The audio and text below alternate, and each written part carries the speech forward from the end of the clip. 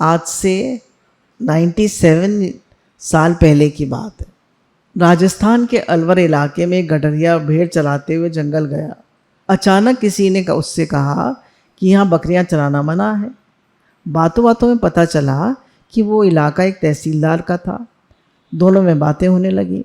पता चला कि वो बहुत कोशिश के बाद भी तहसीलदार के बच्चे नहीं होते। गडरिया ने उससे कहा कि आप दौसा के बालाजी हनुमान जी के मंदिर में जाकर बेटा मांग लो, मिल जाए। न जाने क्यों तहसीलदार ने उस गडरिया की बात मान ली। उन्होंने हनुमान जी से कहा कि अगर बेटा हो जाएगा तो मैं उसे यहीं इस मंदिर में सेवा के लिए छोड़ जाऊँ। मन्नत मांगने के 1 साल के अंदर उन्हें बेटा नसीब हो गया। लेकिन बाप का प्यार अब आड़े आ गया। उन्होंने हनुमान जी से कहा, मैं अपना वचन पूरा नहीं कर सकता, आपका ये ऋण मुझ पर रहेगा। वो बेटा बड़ा होने लगा, शिक्षा की उम्र तक आया तो पिता ने उसे हरिद्वार के एक बड़े विद्वान प्रभुदत्त ब्रह्मचारी जी के यहाँ पढ़ने भेज दिया। चैतन्य चरितावली प्रभुदत्त ब्रह्मचारी की लिखी हुई है। लड़के ने अद्भुत क्षमता थी, उसे रामायण कंठस्थ थी। बिना पढ़े वो रामायण को पाठ करने लगा।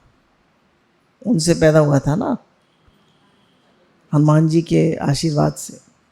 उसकी ख्याति दूर दूर तक फैल गई और वह साधु सन्यासी और बड़े बड़े उद्योगपतियों के घर रामायण पाठ करने लगा। जवान होने पर उसकी शादी भी हो गई।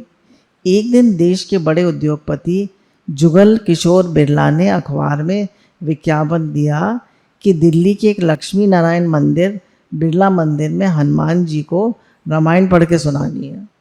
उसके लिए उसका टेस्ट बिरला जी लेंगे। बहुत से लोग भी बिरला जी के रामायण सुना रहे थे। जब नारायण बाबा का नंबर आया तो उन्होंने बिना रामायण हाथ में लिए पाठ शुरू कर दिया। बिरला जी के अनुग्रह पर नारायण ने हारमोनियम पर गाकर भी रामायण सुना दी। बिरला जी के तो भाव विभोर हो गए। नौकरी पक्की हो गई। सस्ते ज़माने में 350 रुपये की पगार, रहने के लिए बिरला मंदिर में एक कमरा और इस्तेमाल के लिए कार भी नारायण बाबा को दी गई। जीवन बेहद सुकून और आराम का हो गया। भजन करते रहते, रामायण सुनाते। किसको? हनुमान जी को। बिरला जी के एक गुरु थे नीम करौली बाबा। बेहद चमत्कारी संत थे वो।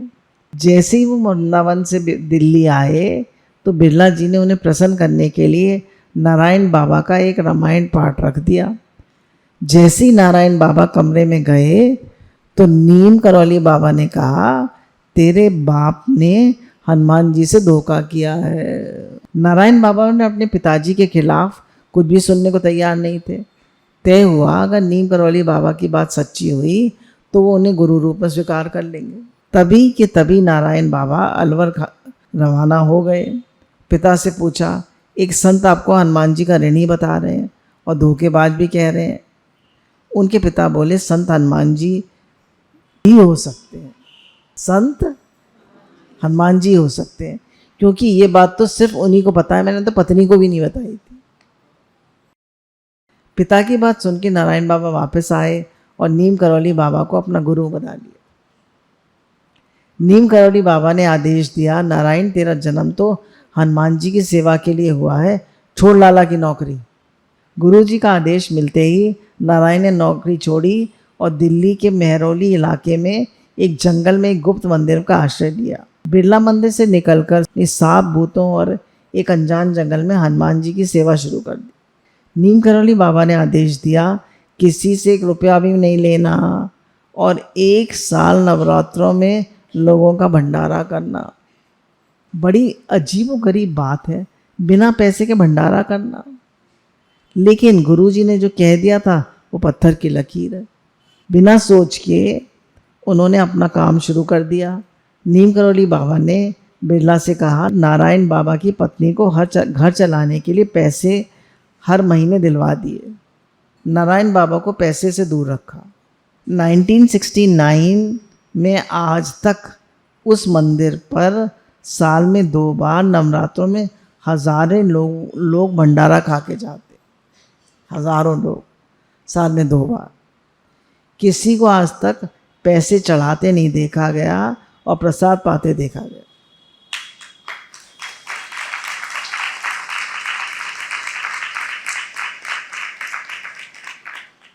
नारायण बाबा 96 साल के हो गए, लेकिन गुरुजी की सेवा में आज भी लगे हैं और वो ज़्यादा लोगों से मिलना पसंद नहीं करते, अपने भजन में रहते हैं।